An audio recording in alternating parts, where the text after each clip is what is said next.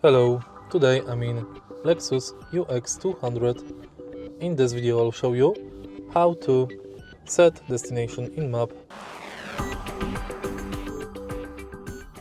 In the beginning, take a look at the screen display and go to navigation.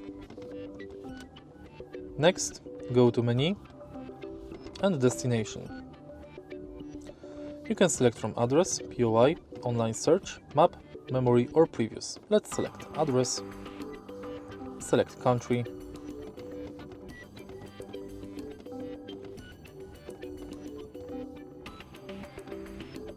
town,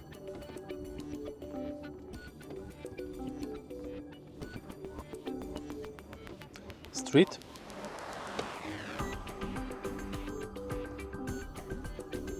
and street number.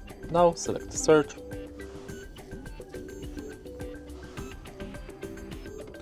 enter, and it's done. Now select start, Please proceed to the highlighted route, then and the to route guidance will start. stop route guidance, go to menu and select suspend guidance. And it's done. If you find this video helpful, please like, comment and subscribe.